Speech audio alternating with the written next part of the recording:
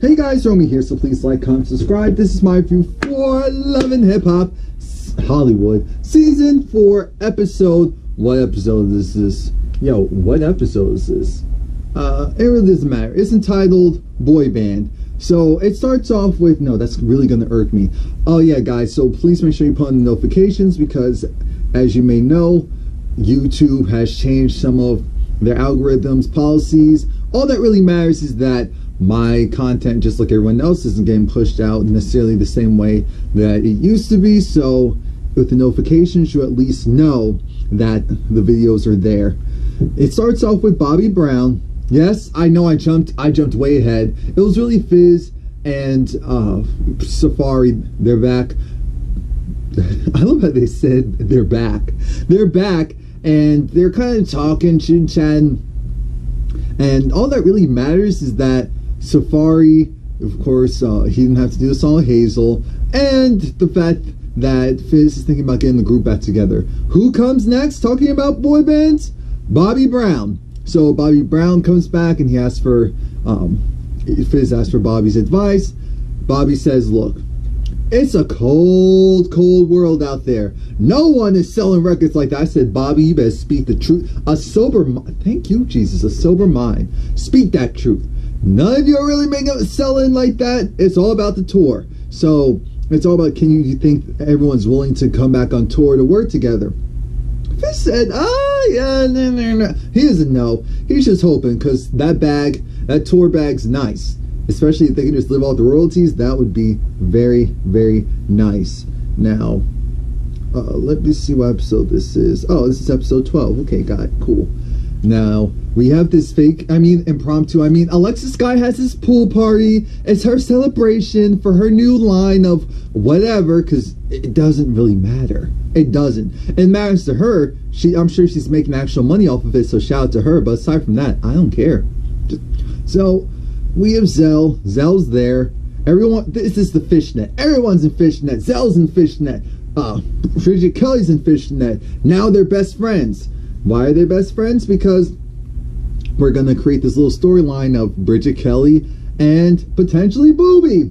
So Booby's there. Booby's talking about how he ain't in a relationship, neither he, neither ho. You know, him and Bridget, not with Bridget, with Brooke, what they have is something special, but they haven't really crossed that line, and Brooke's kind of playing the fence. So Bridget sees, this is how you know they're not friends. Bridget's just like, oh, so there's trouble in the waters, and the homegirl is messing with my dude Marcus. Let me come over here, slide into the side, and see what's going on there. Before all of that mess happens, Hazel comes walking up like the boss she says she is. Mind you, did you see that? I'm wobbling walk. Hazel decides she wants to come and, oh, well, you know, why are you lying about what we had, Booby? Why are you lying about what we had, and what we did, and who we are, so and what I mean to you? Tell the world what I mean to you, Booby. Booby's looking at her like, what do you mean to me? Because I would love to know. It's like, it ain't nothing like that. We didn't smash. We just kissed it. I might have touched. I might have felt a little something. But I don't care about that. I never smashed you. I never did. I would claim it. I mean, maybe not because it's you. But I would have to claim it. She's like, oh, man, you lying on your D. How you going to do that? I'm looking at her. I said, Hazel, I don't know. Because you've been really fraudulent on this show, very fraudulent on this show, I don't know if I can actually trust when you say that you had sex with them. My whole thing is that something to brag about? Like, there's nothing negative really about Booby. There really isn't. But it's not like, damn, you did with Trey Songz, you did with Chris Brown.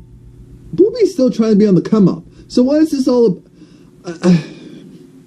The fact that he's not claiming, that's when you say, oh, okay, well, I'm exiting stage left because this is trifling. No, you want to go dip that cup into the pool and splash it on him. Booby got up like, I don't know. I don't know who you normally mess with, but I don't play those games. Security came quick. That was the end of that. So then Hazel goes, Tootsie rolls over to her friends. Her friend, really. Lyrica and says, it's messed up because how is it going to go? And line is D. Alexis, she's having her party, so she's going off in the way and doing all this mess. Lyrica's just thinking, this is way too much. This is way too much mess. I don't understand why all this is happening. It's just very odd, very odd. But Lyrica's caught up in all this because she's also cool with it's just 10 degrees of separation. Lyrica's in the middle of all of it. She's giving Hazel a pep talk. She's also saying about the mess is currently going on. I didn't care about any of it, so that's why I'm just fast forwarding over it because I don't. See, that's the thing. Even if Hazel is telling the truth, hell, it could have been a smash and grab. Clearly, it wasn't memorable if it really did happen. Because I feel like Bowie will have said, yeah, we did a little something. I feel like he would honestly take pride in saying that. So the fact that he's not has me looking at you sideways. So you're going to have to get that together. Now, Bridget, she talks to James, and James just lets it be known, I loves you. From the moment I met you, I wanted to have babies with you and get married the whole matrimony, but now I don't, and now I don't. Now I don't. You smash it to do it. You wanted to go and do your own thing. And I said, okay. Then we come back together, then we break apart. Then we come back together, then we break apart. No. That's it. It's done. She's boo-hooing and crying. They're in the gym having this serious conversation. I'm looking at the whole thing I'm like, I don't care. Oh, okay. And we move on. So she's heartbroken. He's done. Thank you. Fizz goes and he talks to Jay. What's his name? What's his name? Boog? One of the members of B2K that wasn't Razby or Marion. So I guess Boog, right? That's his name, right? J Boog? I believe that's his name. So then, J Boog saying, I have a serious job that pays me a check every week or every 2 weeks. I'm pretty much like the vice president or president of that company. The company's about to pop off. I can't go and run around and be a part of this shin shag and the mess. Like Mona knows. I mean, Mona Scott Young. Mona Scott Young knows that the only reason why I'm even here is off the strength of what we did in the group and the fact that I was promised a bag. So that's what he told Fizz. So who else is on board? Is Razby? Is Omari? Well, Razby's all far. And the way I talked to him, I don't think we're going to get him. He said, that's fine. I don't need or want Razby around. I don't want any drama or anything that damages the brand. Razby, he's constantly saying things that damage the brand. Omarion, he's off in the way, touring and doing it by himself and making money and getting that slow solo money. So that's all he cares about right now. Because Omarion does have the hit, so he's someone who can actually go on tour by himself. So Jay said, I'm not saying yes. I'm not saying no. Essentially secure Omarion and maybe we can have a go with this. Next thing we know, we see this another impromptu party to commence the music video of New Bay. You know what? It's starting to irk me. I'm really starting to like the song. And I can't. My mind says, stop it. Don't do it. You cannot. Safaree's there. He's there at the music video launch because he's also, aside of, I guess, being director of it and whatnot, he's featured on the song. I said, okay, that makes sense. They're enjoying it or whatever. Chanel West Coast is doing it. I just have this weird feeling that Chanel West Coast might actually pop off from this. I don't know why. It's just, I'm just getting this really weird vibe that it could happen. Because she already had some movement. Because I have kind of seen her stuff before, but I didn't pay attention to her. Now with this, and I feel like she does have a fan base, because she also has that other reality TV money, she could pop off with the right producers and the right, it can happen. It absolutely could. And I feel like she cares enough about whatever brand she's doing that she's not going to go and, jeopardize it. If they're like, okay, here's your opportunity, here's the prize songs that's going to make you really blow up, then she would leave the show in 2.5 seconds. Now, I can appreciate that part. Nikki's there, interacting with everyone, commingling, having a good old time. Then things take a left because Mr. Ray is there. He went and created this whole function, and Chanel said did such a good job. Ray is saying, great things about his employer. I mean, Scott Young. I mean, Chanel West Coast. I mean, Safaree. Whoever paid for this, whoever set this up, whatever. It was probably pro bono. That's how a lot of stuff is in entertainment, by the way. I don't have time for any of that. But Alexis Guy was there because she wasn't invited. She was there because Lyrica was there. So if Lyrica was going to be there, her friend was going to be there. And then there's the argument between Alexis Sky and Mr. Ray. And so when the block got hot, Lyrica jumps in. Then Mr. Ray was like, y'all need to shut the up. I said, oh, who are you talking to like that? A1's looking at this like, oh, this is some... I thought A1 was going to go over there and say like, all right, just calm down, let's go. But I guess he figured, this is just a part of the show. This is whatever. Of all people, Solo Lucci, he comes through, it's just like, because, and who was he doing that for? Because then Chanel got involved, and he was like, I don't know what you're doing, what you're saying. No, you're not doing this. You're not throwing stuff, and you're not doing this to Bay. I said, ooh, why would you go and say that? Next thing we know, Alexis trying to go and fight for Chanel. And Chanel's like, wait a minute. I'm trying to go and be happy and be zen. I'm laughing because I'm a cheerful person. I ain't no punk. How you gonna tell me I'm a punk? I said, what the hell? I saw it right before my eyes. She went from, oh, no, this is nothing. Oh, yeah, I'm just playing around. No, we're not exclusive. And it was like, but I'm just trying to be happy. What's wrong with you? Every time I see you, you're just so miserable. That's when reality goes left. It's like, I'm trying to actually do something here. You're messing up for me. So we have all that. Security breaks it up, and then that's done. So now Zell runs to Keisha and says everything that happened at the pool party. Excuse me. And how, Booby's a part's a mess. Hazel came over, and Hazel was going at him, saying that, oh, then we slept together. And he's saying, no, we didn't. Just because we didn't. No, we didn't. Well, no, we didn't. Keisha's saying, I really don't care as long as he's not coming my way. I don't care. I said, look at Hazel. Hazel, this man isn't even claiming you. And Keisha's like, I don't care about any of it. And you're over here still saying, yeah, it did happen. Yeah, it did happen. We're thinking, even if it did, we don't care. All that matters is he's not claiming it.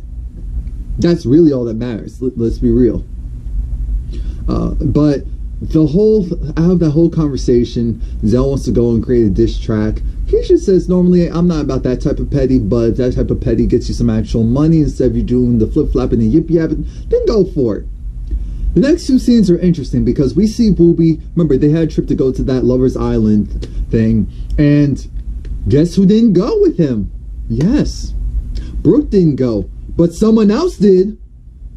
Out of nowhere, Bridget decided to take Brooke's offer. She said, you know what? If this creates a bigger wedge in between Brooke and Booby so that Marcus can go and potentially get his girl, I'm here for it. And plus, Brooke and I really aren't that type of close friends, so I don't really care. It's not like I'm, she's messing with the girlfriend's dude or opportunity. She's actually going helping her real friend out. I said, oh my God, that's how you know you really don't like someone.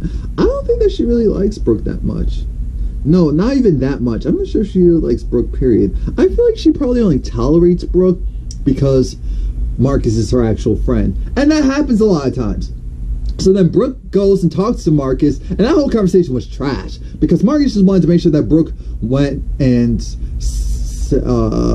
said her parts of it. And he was like, yeah, I know I was wrong, but you know what? It's about time you're going to acknowledge. He was saying this to her. He was saying this in the confessional. It's about time you're acknowledging the fact that even though I messed up, I owned up to my mistake. What you did hurt me because it was personal. You went with someone that you've been cool with forever and saying that, oh, no, y'all not an item, y'all not a thing. And next thing I know, the two of you are, kissing because she acknowledged that they kissed. And she didn't say if they did anything else. She said that today on The Real that they didn't do anything.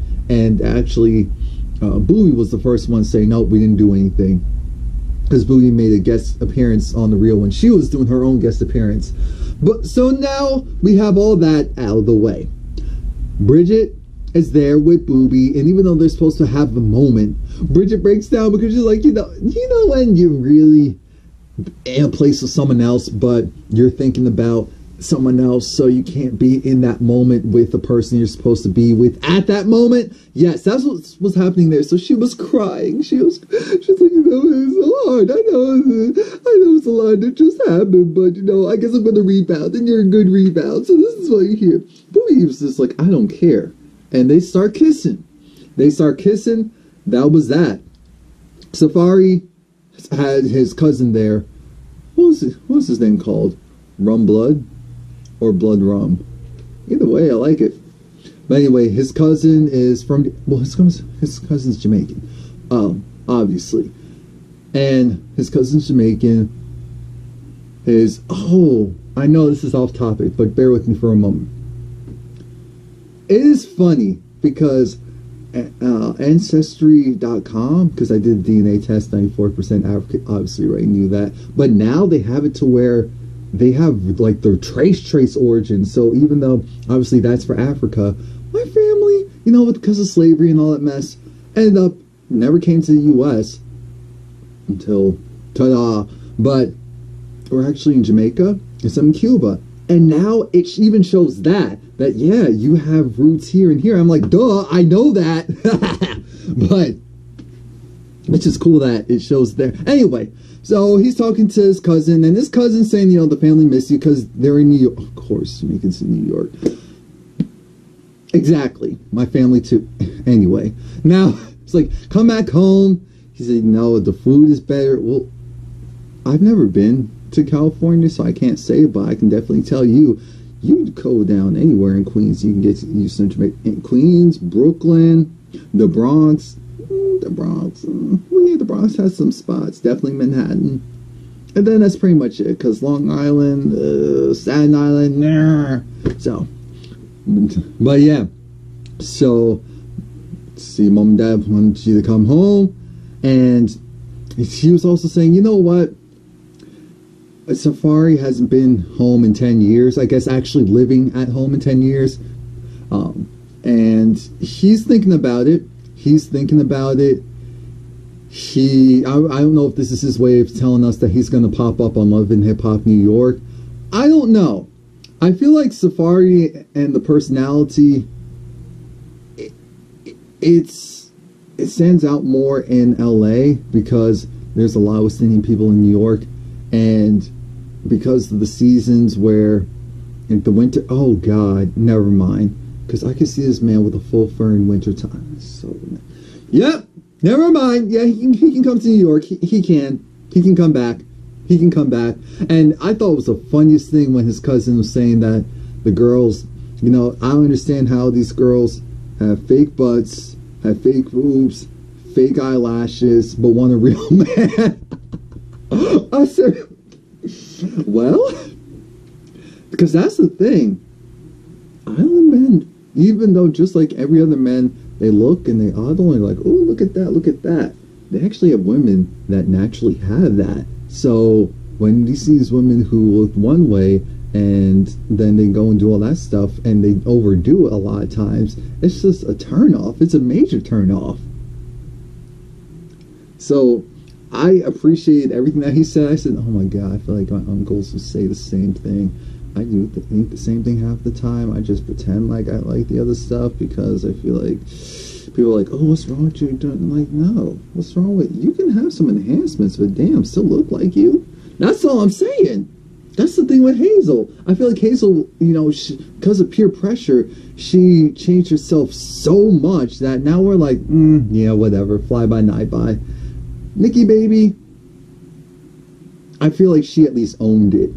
Hazel acknowledged everything that she did, but I don't feel like she owned it herself. Anyway, so now Zell, he's in the studio with Alexis Sky, and look, I said, you hang out with all them rappers and you don't have a flow. You don't have a flow. How do you have a flow? He's like, all right, it's Zell, baby, and Alexis Sky. All right, let's get it. 1, 2. I said, what?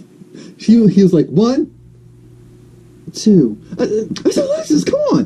1, 2, 3, 4. My name is Ray, and I gotta say, my name's Alexis, and I said, oh, Jesus, child. I said, where's the auto-tune? Where is, and even acknowledged, I said there's going to be a lot of auto-tune, a lot of cuts and edits, but I think we may have something. She's not as good as I hoped for, but it's better than nothing. I said, at least you know. So now we see this impromptu with Safaree. He's with, oh my gosh, he is with Fizz, who has a major fan in Chanel West Coast. Is like, she's just smiling and happy. I'm thinking, Jesus, girl, the thirst. No, I get it. That's her personality, and I'm sure she was a huge B2K fan, or in at least she is a fan of his. You never know. You never know which one it is. All we do know is, in comes Hazel trying to give us something. I looked at her like, if you fall, I'm gonna laugh. I will cackle. Because you can't come in here acting like you're the boss. Because she goes and she sits down and she's upset. Because when she was talking to Lyrica let her know that, hey, and now, look, my whole thing, this is a show, all of this is jokes, but Hazel takes herself seriously. So I'll give it to her that, yes, she was upset because they were really making a joke out of her. So I have to give that to her. I will. I'm not going to act like, oh, I can't see why she would be upset. I'd be upset too if I thought people were actually taking me serious for once and then I learned that really they weren't. I would be. If I was her. Me being me, I wouldn't care. All I care about this bag. You can say whatever you want about me, think whatever you want about me. Give me the money. Give me the money. That's it. That's all I actually need from you. So I can go my second and third job. That's it. But here comes Hazel. She's upset about that. So then she goes and has all these dildos. She throws them out. And she's like, hey, why don't you go and use those? Safaree's like, whoa. Fizz like, what the? And next thing we know, Safaree. Because I was thinking, there's a million ways that I would say something to her if I was that type of dude. But Safaree kept it nice and classy and so funny. He looked at it and said, dang, did you shape the hose from your nose? Oh, are those in the shape of your nose? Oh my God. That took the breath out of my lungs. It really did. It really did. So now, Chanel's like, oh, you really said that? It was really a dare? Oh, how could you do that? And then she walks out with Hazel. I'm thinking, honey, you're on the wrong team. No, come back here. You're on the wrong team. Don't ever do that again. Don't ever do that again. You were sitting where you should have been. Don't get, oh yeah, and it looks like Fizz is potentially going to find a replacement if Omarion doesn't come back. We'll see. I'm saying, that doesn't sound right. But Brooke lets Booby know the relationship that they had is over. Their friendship's more important, and they really were trying. They were really trying. They still end up kissing. Booby's like, you know, whatever's clever, but I really thought we had something. And that's it. Please like, comment, subscribe. I did what I could. I did. This episode was like, what? So I tried. Dang.